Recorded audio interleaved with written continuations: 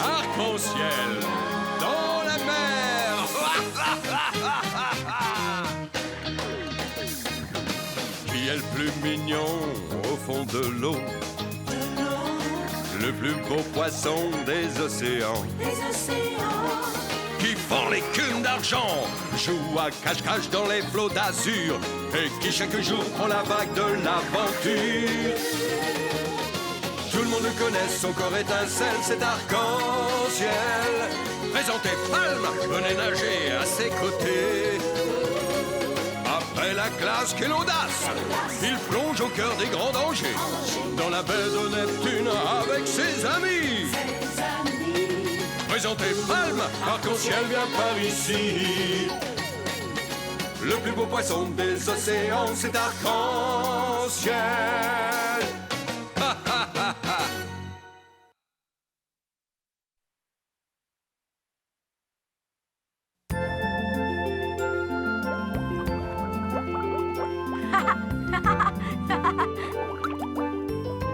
Tu vas voir, cette fois on l'aura. Ouais, super, on va bien rire.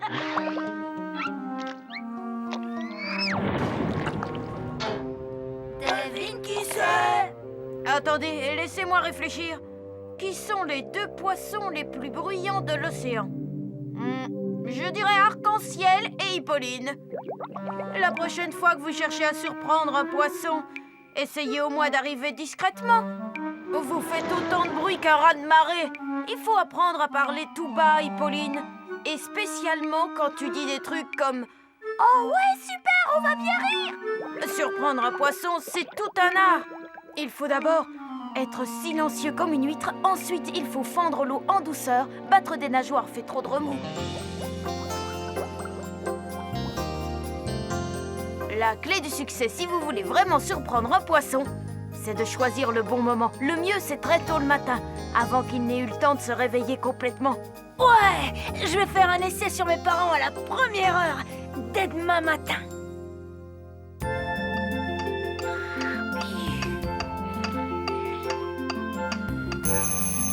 La première heure, c'est tôt. Cette fois, je vais réussir.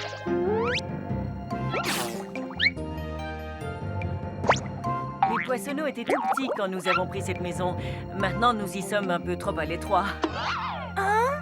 Je trouve qu'il y a des moments dans la vie où le changement est nécessaire. À vous entendre, vous êtes mûrs pour changer de vie. Oui, vous pouvez le dire. Faites-nous une offre convenable et nous faisons affaire. Ils vendent la maison?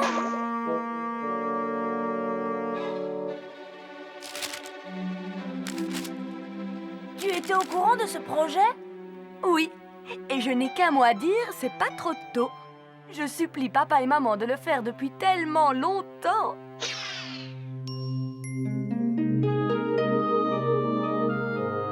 Alors, raconte comment tu as fait avec tes parents ce matin. Tu as réussi à les surprendre? Non, mais moi ils m'ont drôlement surpris par contre. Oh, on va déménager. Quoi? Non! Si, ils ont trouvé des acheteurs, ils leur ont tout fait visiter ce matin. J'ai même vu les plans de la maison que veulent acheter les parents.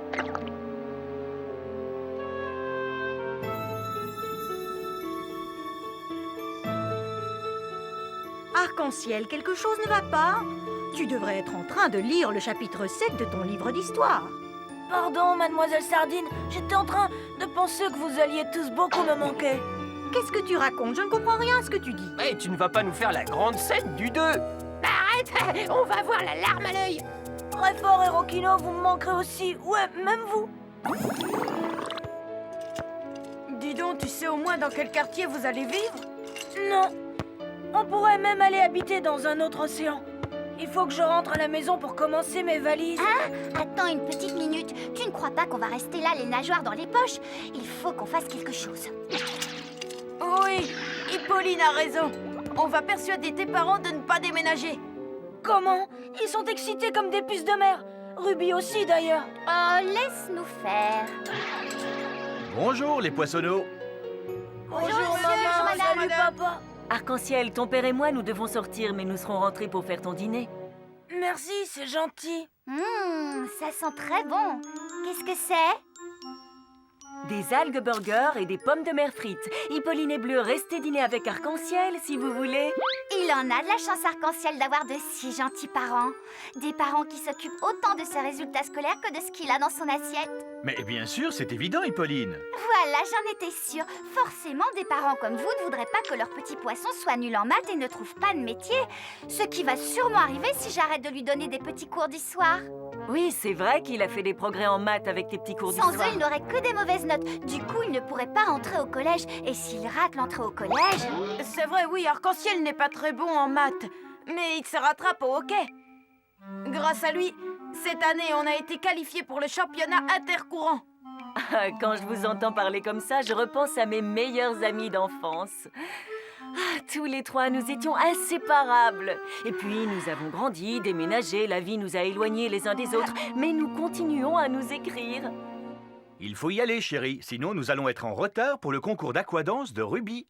Au fait, Arc-en-Ciel, 2 poissons qui s'appellent Rouget et Barbet vont passer tout à l'heure jeter un œil à la maison. Ils sont très gentils. Ils veulent simplement... Oui, maman, je sais déjà ce qu'ils veulent et aussi pourquoi ils viennent. Ah, bon, très bien. Évidemment, les murs ont forcément des oreilles dans une maison si minuscule. Tant pis, si toi et tes amis aviez la gentillesse de leur ouvrir et de leur montrer les lieux. Bien sûr, aucun problème, on s'en occupe. Ils vont nous fixer un prix demain. On va tous croiser les nageoires en espérant qu'il sera bon. Bravo, vous avez vu comment on leur a fait changer d'avis?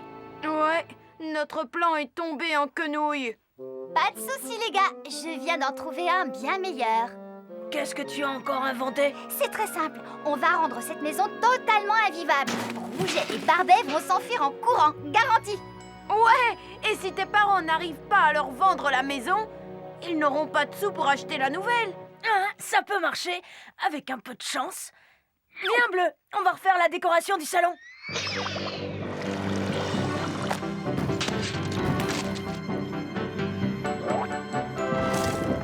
Ouais.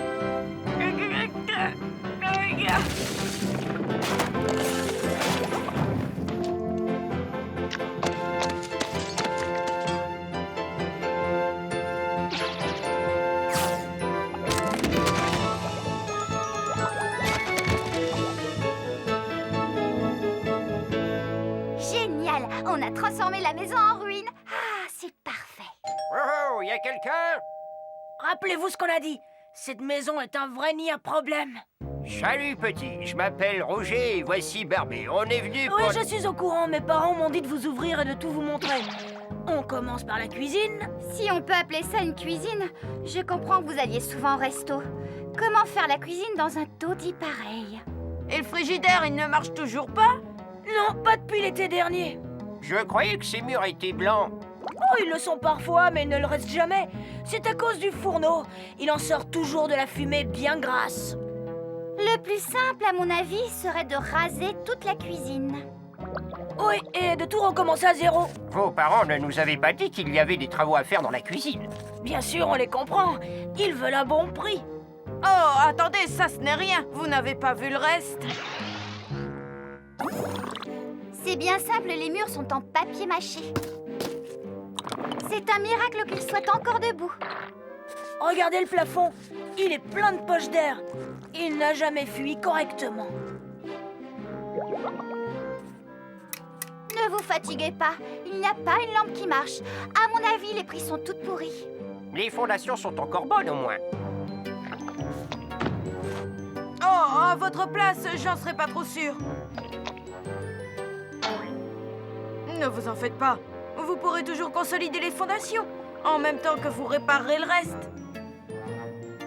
Bon, et les chambres à coucher sont dans quel état? Elles sont top si on aime les odeurs d'eau stagnante et d'algues pourries.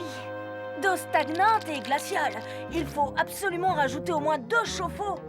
Oui, et un système de refroidissement pour les mois d'été.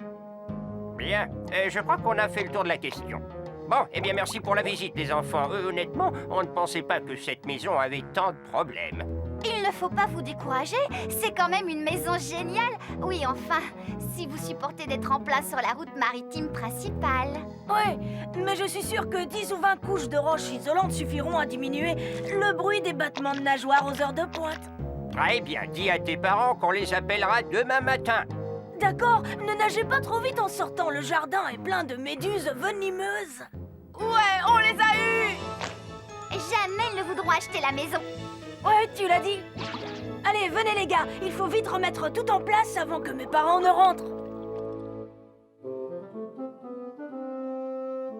Merci de vous être déplacés. Je suis très déçu qu'on ne fasse pas affaire.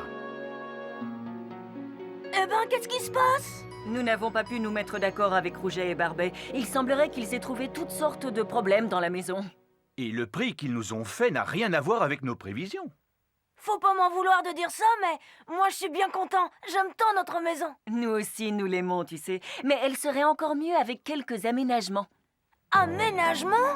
Mais ces travaux vont devoir attendre que nous ayons l'argent pour refaire le toit, les fondations, l'isolation, acheter un chauffe-eau, et j'en passe.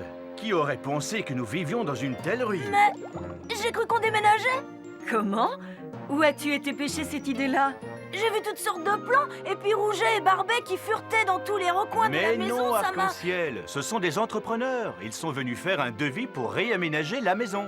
Les plans que tu as vus étaient ceux d'une nouvelle salle de jeu. Une salle de jeu? Mais oui, Trésor, nous pensions que vous aimeriez avoir une pièce bien à vous pour recevoir vos amis, avec une table de coquille-pong et une télévision. Déménager. La prochaine fois, pose-nous la question, plutôt que d'imaginer toutes sortes de scénarios farfelus. Oh oui, tu parles. Oh, j'aurais eu une nouvelle salle de jeu.